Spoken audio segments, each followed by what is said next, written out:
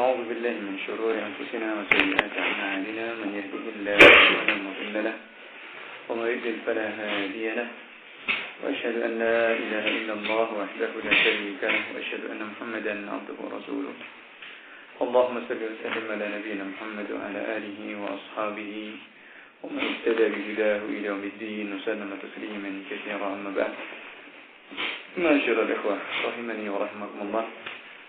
Alhamdulillah, marilah kita senantiasa menjadikan syukur kita kepada Allah Subhanahu wa taala atas segala kenikmatan dan karunia senantiasa dilimpahkan kepada kita sehingga pada kesempatan pagi ini dengan izin Allah dan taufiknya kita masih diberikan kemudahan untuk kita berkumpul dalam majelis ini, sedikit mengingatkan dan mengkaji dari perkara-perkara agama kita.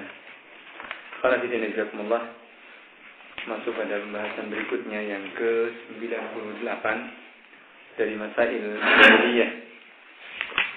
Kalau yang kemarin adalah dari bangganya mereka menisbatkan kepada orang yang baik-baik, sementara mereka sendiri adalah menyelisihinya. Yani dari kalangan ahli kitab, khususnya orang-orang Yahudi yang menisbatkan bahasanya mereka adalah keturunan para nabi. Namun ternyata perilaku mereka jauh dari apa yang dituntunkan oleh para nabi ini. Kemudian berikutnya adalah yang ke-98, iftikharuhum bi sana'ihim. Yani bangganya mereka dengan karya-karya mereka terhadap orang-orang yang di bawah mereka.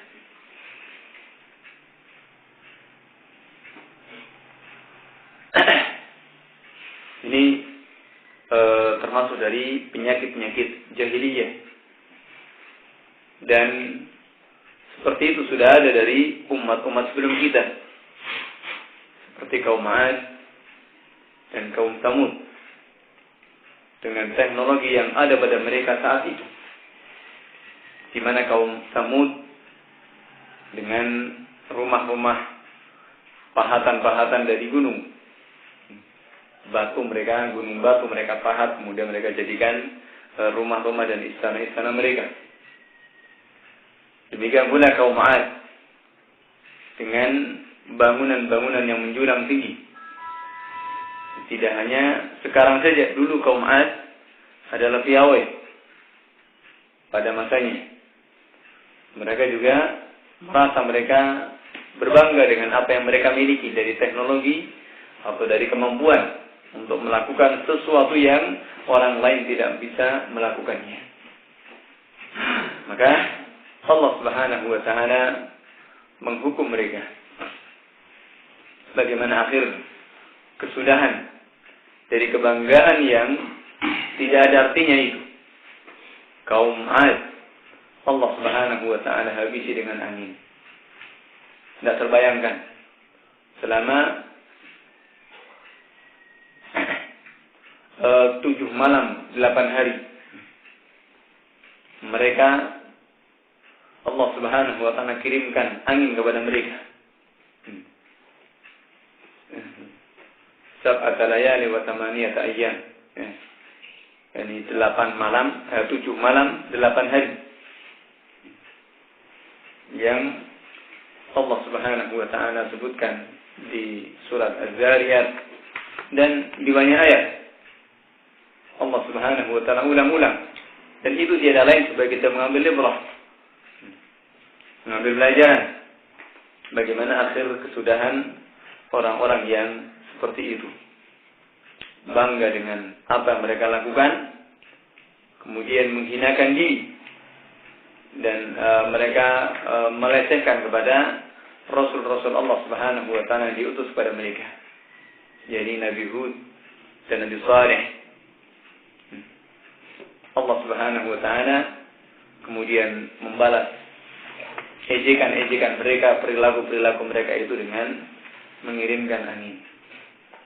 Maka ini Allah Subhanahu wa ta'ala syadidun dzuntiqah, adalah sangat berat pembalasannya.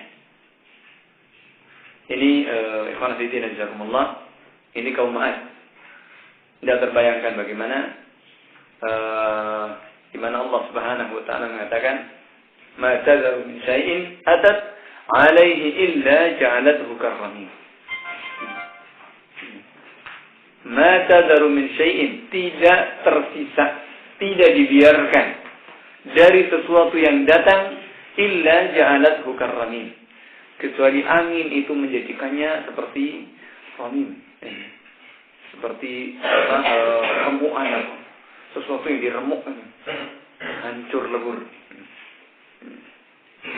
Makna ramim itu sesuatu yang kemudian sesuatu yang diremuk itu, dihancurkan. Ini Allah Subhanahu wa taala menjadikan angin seperti itu. Dan tentunya tidak terbayangkan 7 malam 8 hari.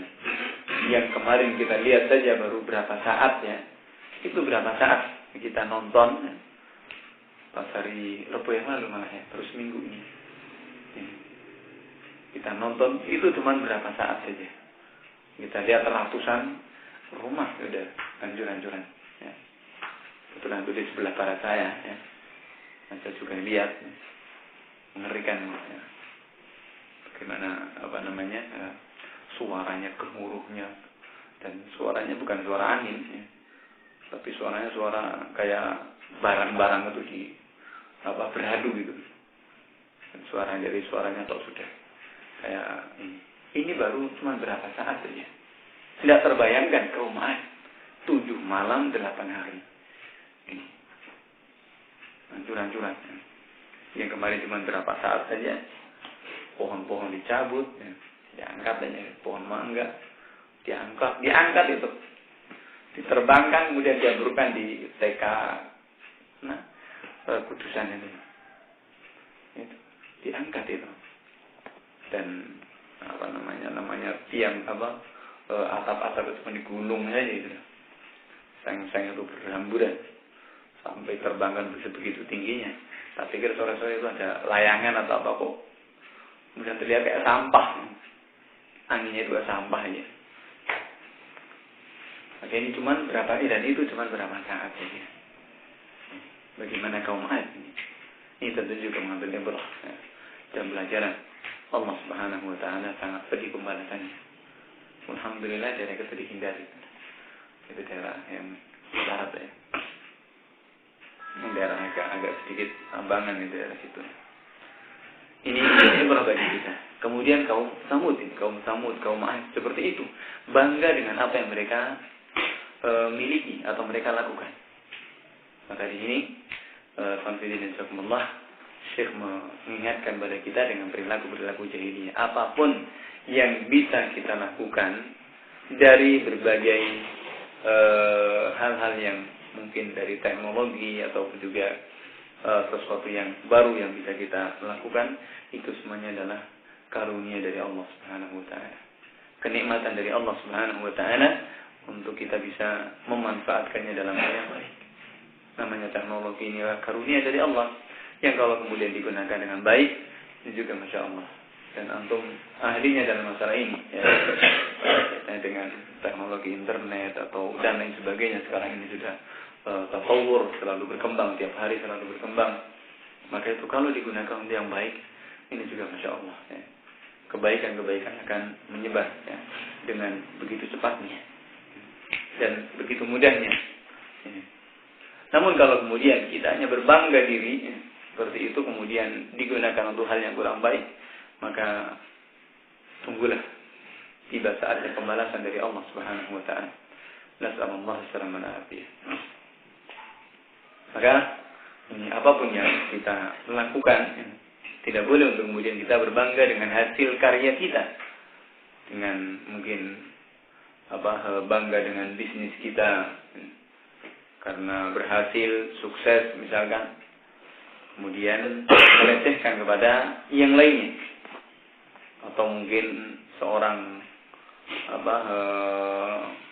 ahli seni misalkan, seni kriya atau apa yang misalnya, dan tukang kayu misalkan bisa, atau sesuatu yang ternyata bisa melakukan yang lebih ini, maka tidak boleh untuk kemudian berbangga diri. Demikian pula juga dikatakan oleh beliau, wal muwazzaf tidak boleh juga seorang pegawai, seorang karyawan berbangga diri dengan hasil karyanya, hasil kerjanya kepada orang-orang yang di bawahnya dari karyawan-karyawan yang lain misalkan. Ini tentunya tidak bisa, karena seorang manusia itu tidak bisa kemudian hidup sendiri. Itu satu sisi. Yang pertama, itu semuanya adalah taufik dari Allah Subhanahu wa taala. Kemudian yang kedua tentunya juga ba'dallah Subhanahu wa taala, tentunya juga dengan pertolongan yang lain, seseorang bisa sukses karena ada yang membantunya. Seorang bisa berhasil dan juga karena ada pertolongan-pertolongan orang lain. Maka seorang muslim tidak boleh untuk kemudian menghinakan, berbangga diri kepada orang-orang yang ada di bawahnya. Bahkan tidak boleh menghinakan kepada semua manusia secara umum. Maka bagaimana seorang muslim dia berbangga dengan hasil karyanya, hanya sekedar hasil karya.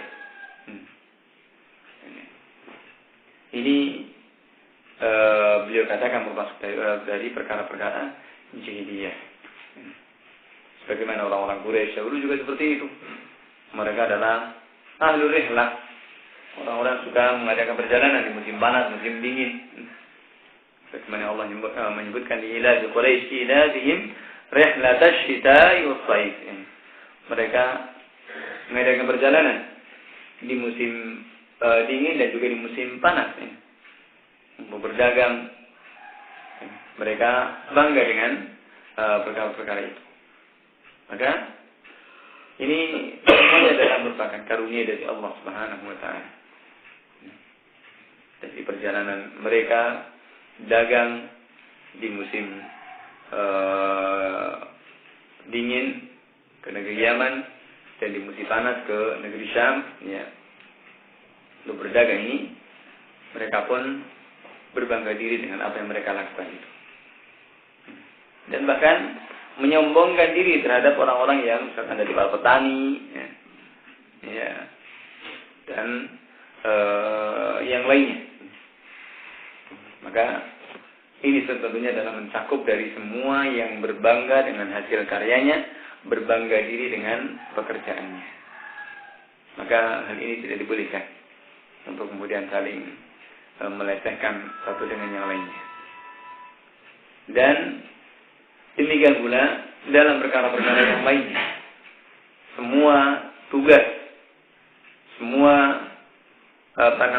pekerjaan yang dilakukan oleh seseorang itu tentunya adalah kalau dikerjakan dengan ikhlas karena Allah Subhanahu wa taala dan kemudian dikerjakannya dengan penuh itqan, penuh kemantapan, dengan baik, maka ini insyaallah ta'ala akan menjadi kebaikan baginya.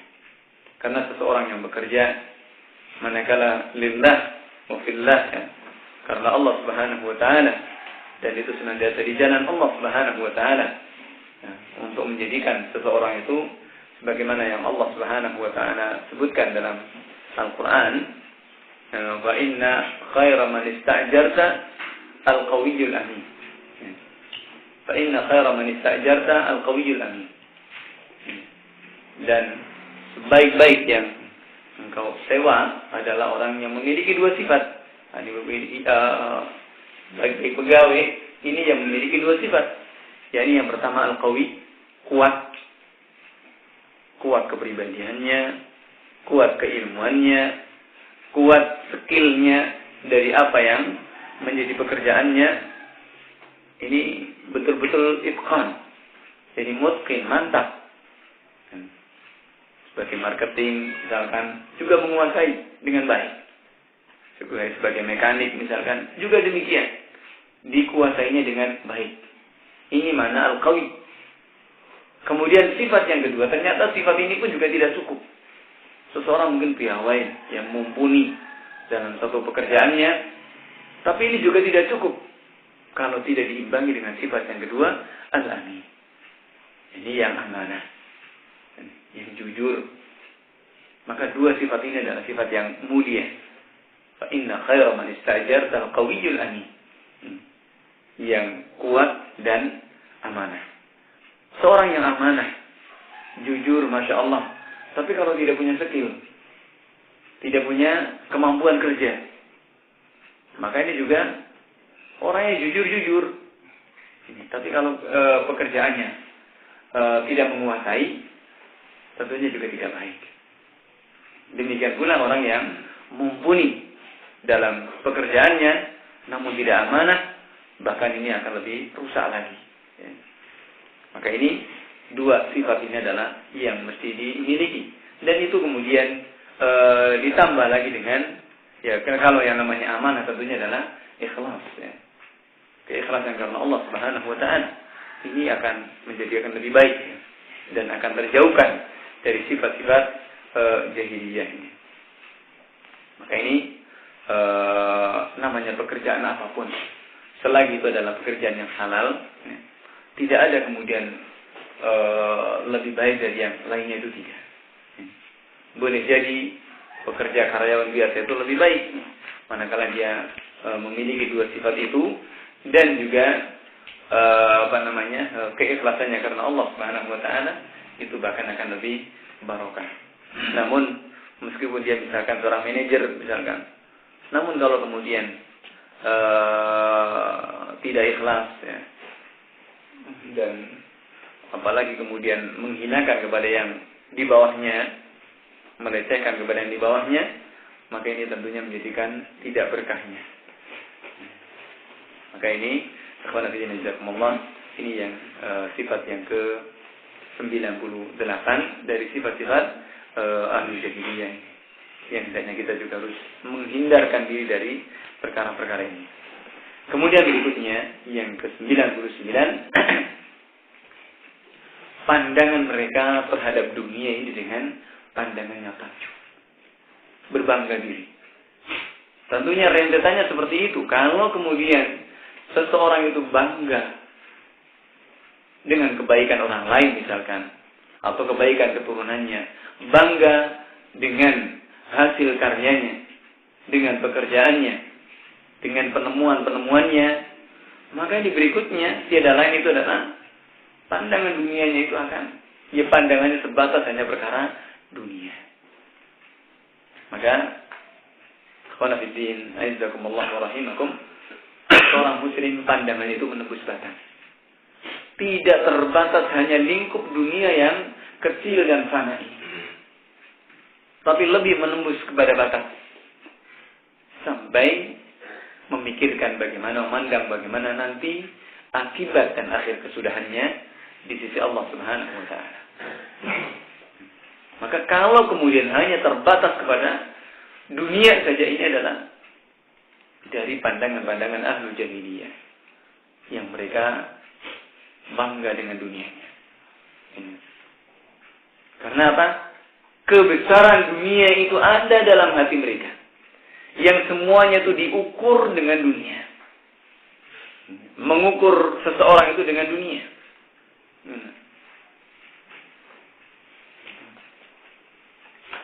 Bagaimana mereka mengatakan, wa qalu laula nuzila hadzal Qur'an 'ala rajulin min al-qaryatayn 'azim. Mereka mengatakan seandainya Al-Qur'an ini diturunkan 'ala rajulin 'azim min al-qaryatayn, yani kepada seorang yang agung, seorang yang merupakan tokoh, seorang yang di antara dua kampung atau di antara dua daerah. Mereka mau menolak kepada Al-Quranul Karim karena turun kepada seorang anak yatim, ya. Seorang nabi, ya. Seorang yang dia yatim, dari keluarga tidak punya, ya. Yang seperti itu. Pandangan mereka seperti itu karena pandangan bangganya mereka terhadap dunia. Maka ini perkara-perkara jahiliyah. Tatkala kebesaran dunia itu ada dalam hati mereka, maka siapapun orang yang memiliki dunia yang kaya, maka itu baginya adalah mulia, baginya adalah layak untuk dimuliakan. dan yang tidak punya dunia, tidak punya harta, maka itu adalah orang-orang yang rendah, orang-orang yang terhina. Maka ini, ikhwan fillah jazakumullah, ini pandangan-pandangan ahlul jahiliyah seperti itu.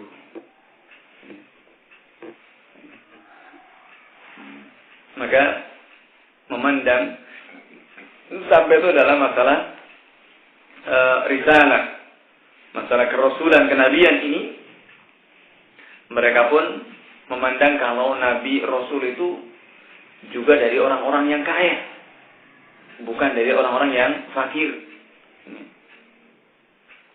Di mana Rasulullah SAW ini mereka dikatakan oleh mereka ini,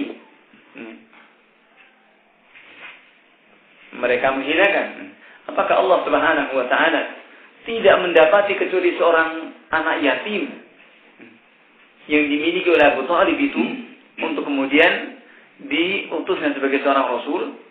Apa tidak ada orang lain? Ini ejekan-ejekan mereka seperti itu. Ini mengukur sesuatu itu dengan dunia. Dan seperti itu betapa banyak. Maka ikhwan fillah jazakumullah, kita melihat kepada sejarah dan juga sabda-sabda Nabi alaihi salatu wasallam yang pertama dalam masalah ini.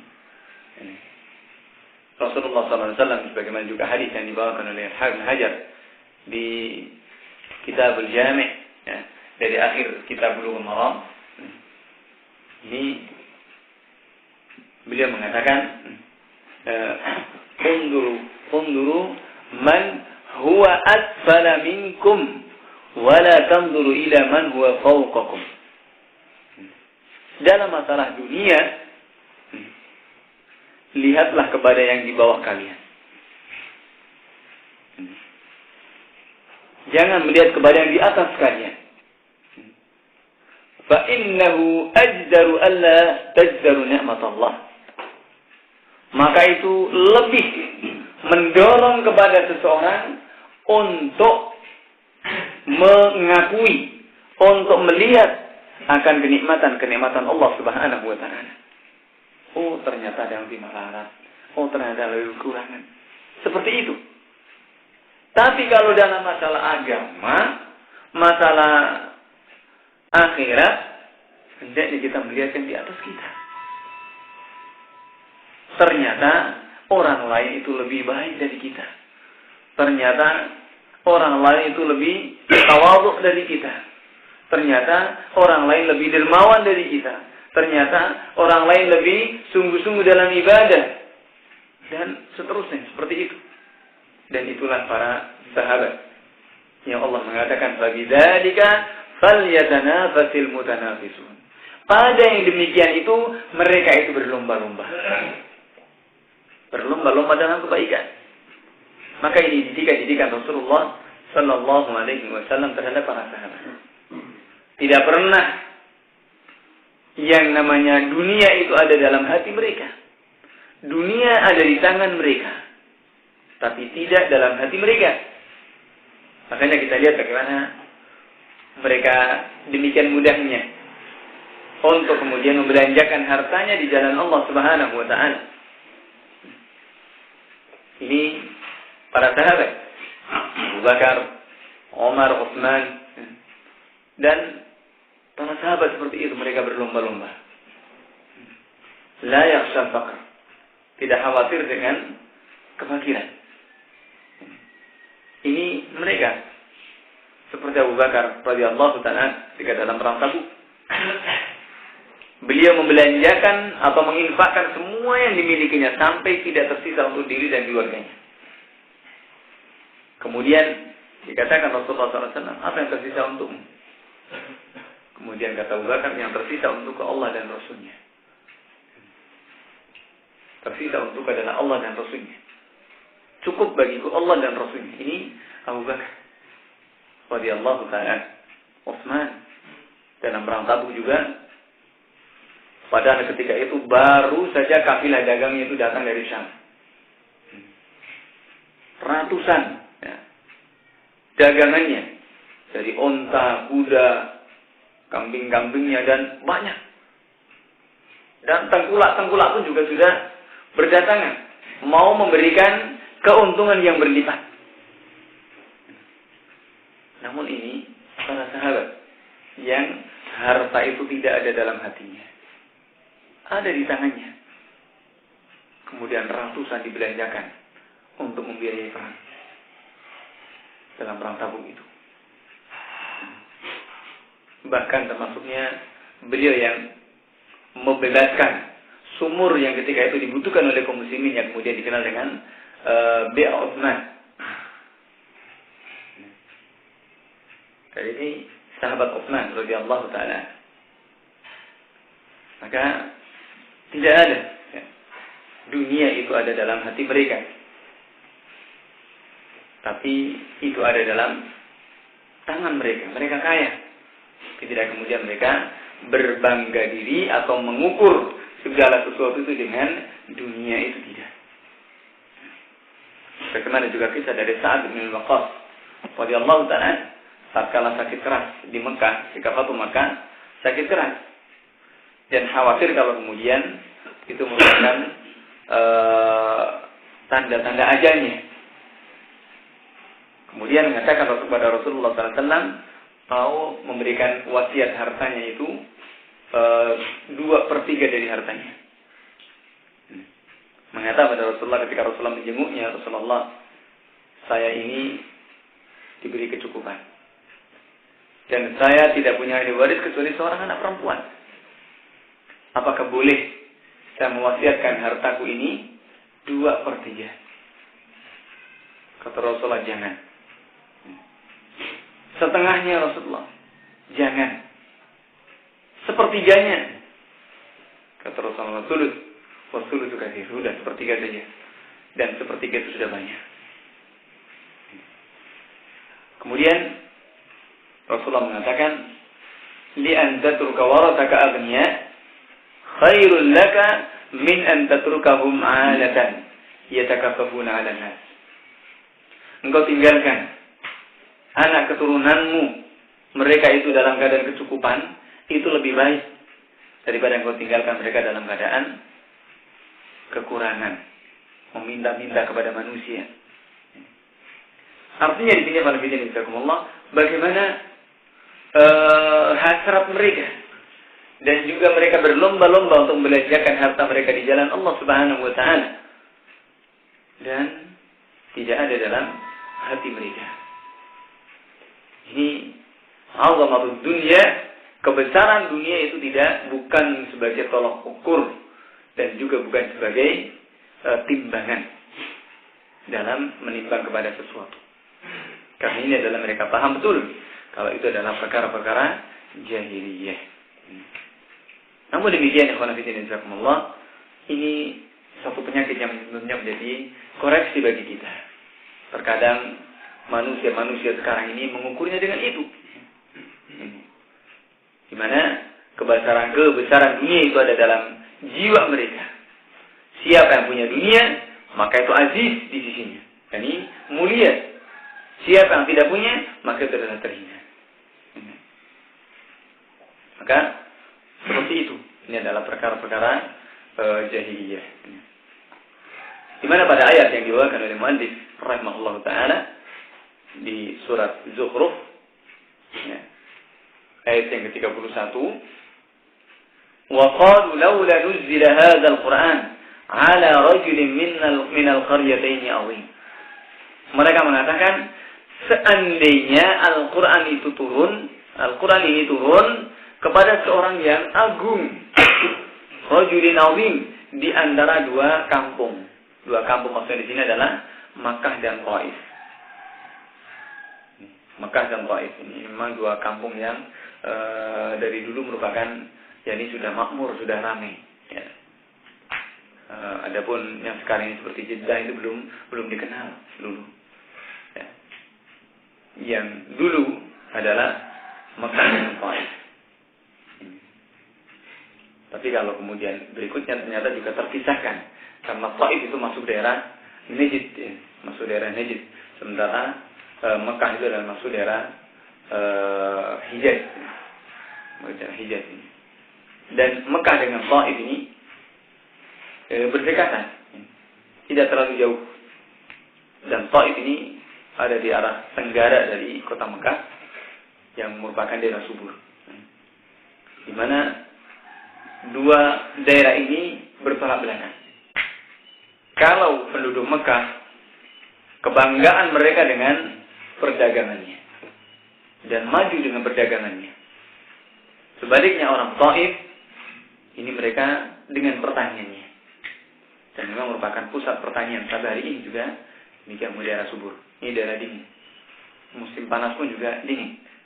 Padahal bandingannya Mekah itu tinggal naik saja. Dekat dari Mekah itu dekat. Sana itu pernah 3 kali ke Taif itu. Daerah dingin dan daerah subur. Ini Taif yang orang-orang kafir dahulu, orang musyrikin Quraisy mengatakan seperti itu, menghinakan.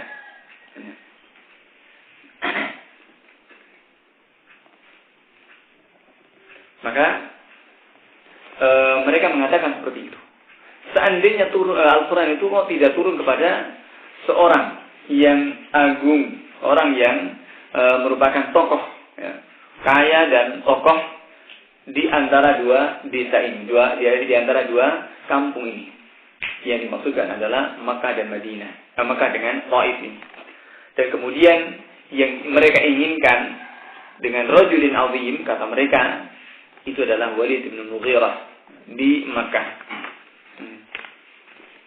atau Habib ibn Amr al-Thaqafi. Dan juga mengatakan orang yang Mas'ud yang ada di Taif. Kenapa tidak salah satu dari dua orang ini? Ini pelecehan mereka kepada Rasulullah SAW. Kata mereka, kalau risalah itu turun kepada salah satu dari dua orang ini lebih layak, kata mereka, lebih pantas. Adapun kemudian risalah, kenabian, kerasulan ini diberikan kepada seorang anak yatim yang fakir, jadi Muhammad SAW, ini anggapan mereka tidak layak. Anggapan mereka ini tidak sesuai. Maka Allah Subhanahu wa taala pun membantah dengan pelecehan-pelecehan mereka. Ahum yaqsimuna rahmat rabbik. Mereka mau membagi-bagiakan rahmat Allah Subhanahu wa taala. Ini untuk apa mereka tadakhul? Ikut-ikutan, ikut campur dari urusan Allah Subhanahu wa taala.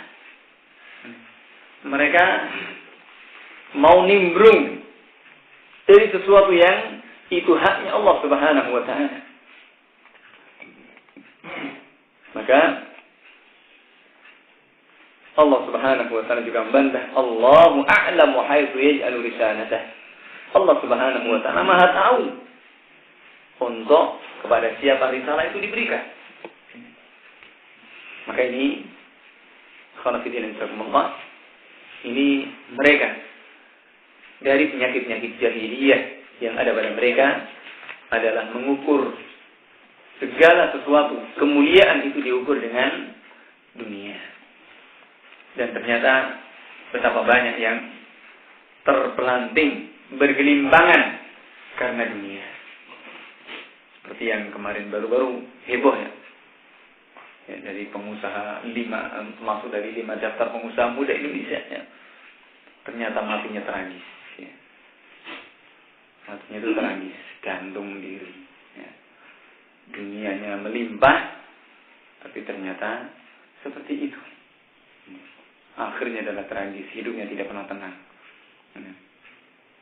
Kebetulan sepupunya adalah tetangga, ya, di Bindan itu. Cerita banyak seperti itu. Apalah dunia? Ya. Mengukur orang dengan dunia, kebanggaan dengan dunia. Akhirnya seperti itu. Dikiranya kalau kemudian sudah gantung diri, bunuh diri seperti itu selesai urusan, kalau ini tragis sekali. Sudah hidupnya glamor, ya. Ibadahnya tidak terjaga, bahkan lebih percaya kepada kleniknya, kepada dukun dan habib-habib itu. Dan Nah, kebanyakan kan seperti itu. Orang-orang kaya ternyata juga banyak yang punya cekelan. Punya cekelan. Enggak pede kalau tidak punya seperti itu. Maka ini banyak seperti itu ternyata juga di balik itu, di balik glamor dan dunia yang melimpah ternyata seperti itu. Na'udzubillah. Maka ini sama sekali tidak akan bisa menenangkan hidupnya dan juga tidak akan membahagiakannya di akhiratnya. Tragis seperti itu. Ini ayat ya. Seperti itu adalah merupakan ayat yang harus kita renungkan. Harus kita tadabbur. Bahwa dunia itu bukan sebagai tolak ukur. Tapi bagaimana kita bisa memanfaatkan dunia itu dalam ketaatan kita kepada Allah Subhanahu wa taala. Maka ini insyaallah yang akan menenangkan kepada kehidupan kita dan akan menolong kepada akhirat kita. Ini kepada kita jazakumullah. Kemudian satu permasalahan lagi adalah mereka bagaimana dalam perkara yang ke-99 itu adalah mereka mau ikut-ikutan ngatur bersama dengan ketentuan-ketentuan Allah Subhanahu wa taala. Demikian pula masalah yang ke-100 ini juga mereka istidrak. Mereka sok tahu ya. Dan seakan mereka mau punya usul kepada Allah Subhanahu wa taala. Ini bukan usul lagi, usil ya. Ya. Sampai kemudian menghukumi kepada apa yang Allah Subhanahu wa taala telah tentukan. Maka ini seperti pada permasalahan 99 tadi, mereka usul. Kenapa risalah itu tidak turun kepada orang kaya saja? Kepada Mughirah bin Syu'bah.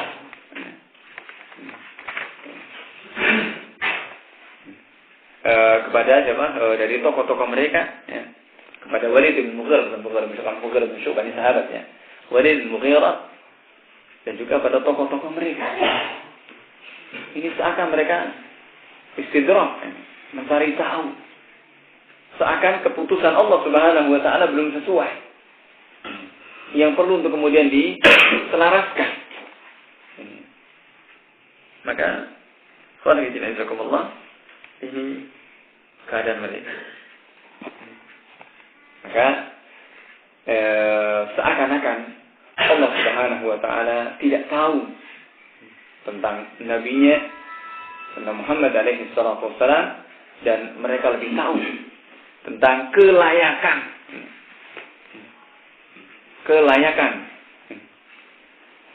siapa yang layak untuk menjadi seorang rasul ini. Waliyadzubillah. Ini istidrak. Ini dalam risalah.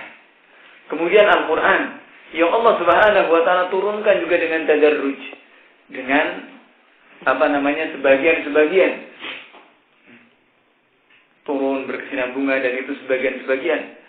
Mereka pun mengatakan laula nuzila alaihi al-Qur'anu jumlatan wahidah. Seandainya Al-Quran itu turun sekaligus saja.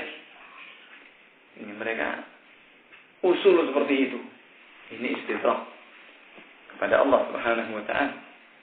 Mereka punya usulan kepada Allah Subhanahu wa taala, mengatakan seperti itu. Mengapa Allah Subhanahu wa taala memecah-pecah, memilah-milah Al-Quran itu? Turun sedikit-sedikit ini, dan tidak menurunkan sekaligus ini. Ini sekali lagi juga maunya mereka urut campur dari sesuatu yang tidak bermanfaat bagi mereka, dan mereka tidak punya ilmu. Maka kemudian Allah Subhanahu wa taala menjelaskan hikmah dari diturunkannya Al-Quran mufarraqan, ini secara terpisah-pisah. Qala kadzalika linutsabbita bihi fuadak. Demikianlah kami turunkan Al-Quran munajjaman mufarraqan, jadi dengan sebagian-sebagian, tidak sekaligus. Linutsabbita bihi fuadak, agar kami kokohkan dengan Al-Quran itu kepada hati. Yang pertama. Warattalnahu tartila. Dan yang kedua, supaya dibaca dengan tartil yang sebenar-benarnya. Dan ini Al-Quran turun mujawwadan murattala, dengan tartil, dengan tajwid dan dengan tartil. Murattalna, supaya kami mentartilkannya dengan sebenar-benarnya. Ini merupakan dasar di antara keharusan untuk kita belajar tajwid ini. Wa la yatunaka bimathalin illa ji'naka bil haqq wa ahsana tafsira. Kemudian yang ketiganya, wa la yatunaka bimathalin. Tidaklah mereka mendatangkan kepadamu dengan satu perumpamaan illa ji'naka bil haqq, kecuali kami datangkan kepadamu dengan al-haq. Dan ini Al-Quran terkadang turun juga untuk membantah kepada apa yang disangkal dari mereka ahlul jahiliyah ini.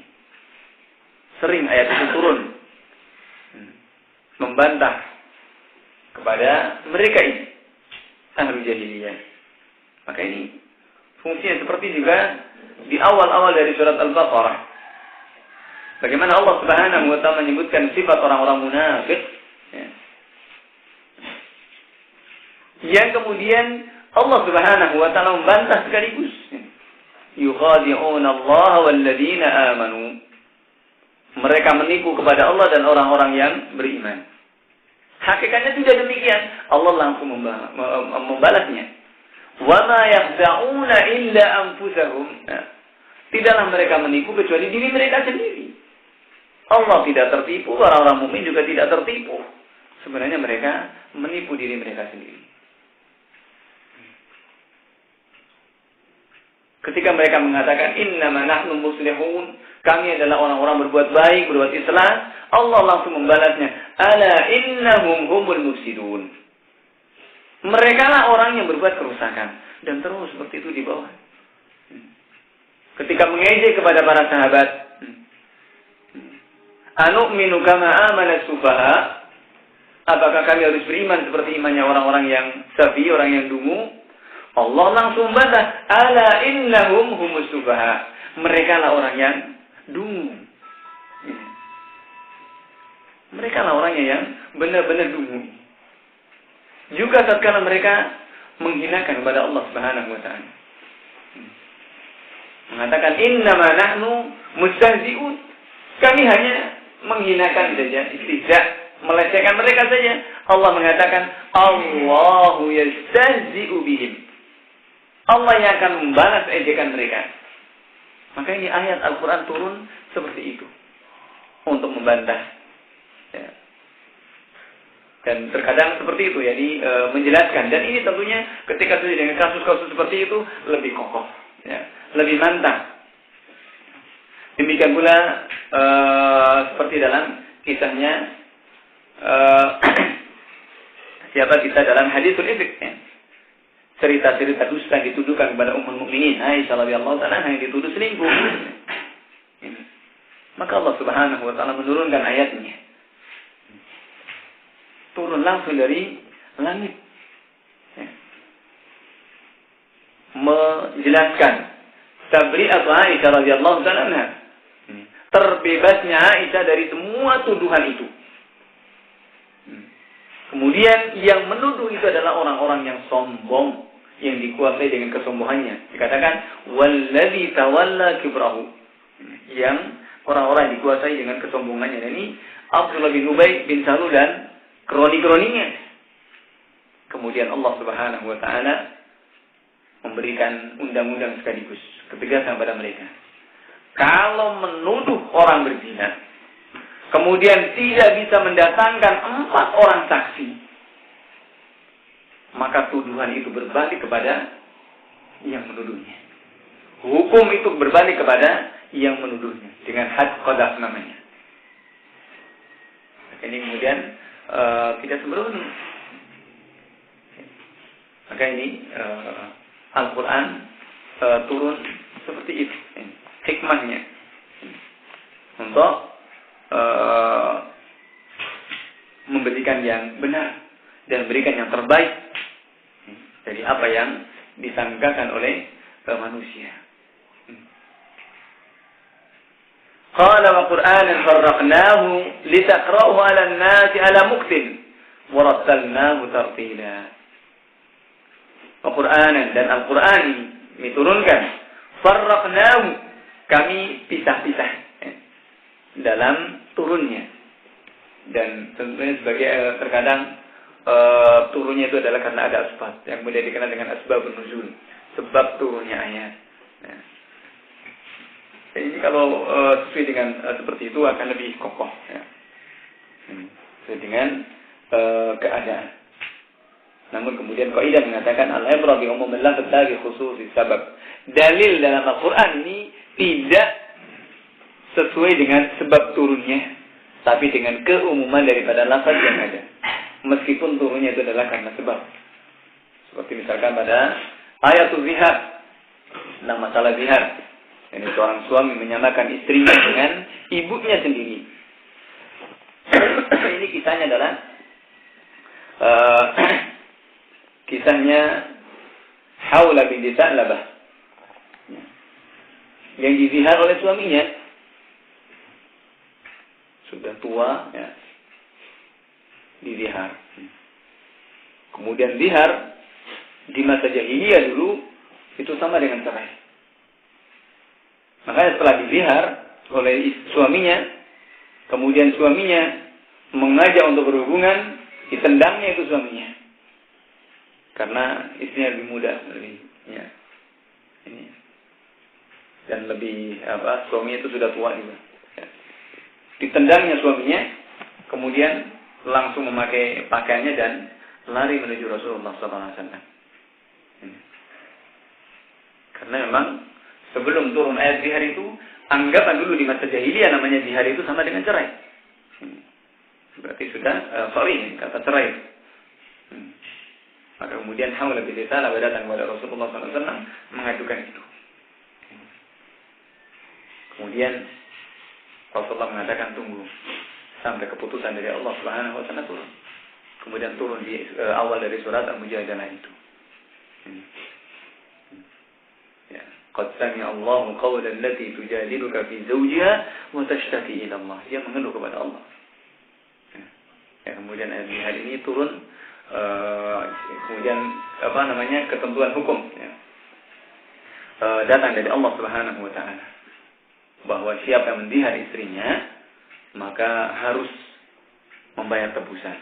Ini bukan cerai, tapi harus membayar tebusan dari kafarat. Kafaratnya adalah pertama berpuasa 2 bulan berturut-turut. Jadi tidak sembrono, puasa 2 bulan berturut-turut. Kalau tidak mampu, memberi makan 60 orang miskin. Maka ternyata ini sang suami pun juga tidak bisa dua-duanya ini.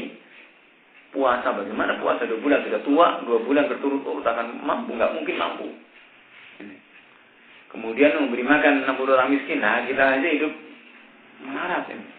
Artinya suaminya ini orang melarat, tapi istrinya malah kecukupan. Ya, akhirnya kemudian dendanya itu separuh dibayarkan oleh Rasulullah dan separuh dibayar oleh istrinya. Ini kurang apa ini, istri yang sangat baik. Dan itu para sahabat meskipun dibegitukan oleh suaminya, tetap bagaimana menyelamatkan suaminya dari hukuman Allah Subhanahu wa taala. Dibayarkan, ya. Maka ini asbab. Maka itu Al-Quran turun munajjaman muharrafan, perkara sesuai dengan sebab turunnya. Juga untuk memudahkan dalam mengamalkan dari syariat Al-Quran. Kalau kemudian Al-Quran itu turun sekaligus, tentunya manusia tidak akan mampu untuk mengerjakannya, tidak akan mampu untuk mengamalkannya. Maka demikian Allah Subhanahu wa taala menurunkan Al-Quran ini adalah sesuai dengan kejadian. Terkadang ada munasabah. Untuk tiada lain adalah untuk menjelaskan hukum-hukum dari masing-masing kejadian tersebut. sesuai dengan keadaan, seperti pada ayat Siyam. Ayat Siyam saja ini kan turun tidak sekali. Kutiba alaikumus siyam kama kutiba alal ladzina min qablikum la'allakum tattaqun. Baru itu toh. Ayat berikutnya turun berikutnya. Ya. Sampai kemudian pemahamannya kan macam-macam. Ketika ini awalnya. Ya. Jadi turun ayat Siyam saja itu turun beberapa kali. Pertama itu yang namanya puasa itu masih boleh memilih antara puasa atau bayar fidyah. Ya. Boleh memilih awalnya. Awalnya masih boleh milih, mau puasa silakan, membayar fidyah silakan. Awalnya begitu. Kemudian ditetapkan bahwa diwajibkan untuk berpuasa. Dan fidyah ini hanya bagi orang-orang yang ashabul azab, orang-orang memiliki udzur, yang in kuntum maridan aw ala safarin, ya, sakit atau dalam safar, ya. Juga tentang kaifiatnya ini juga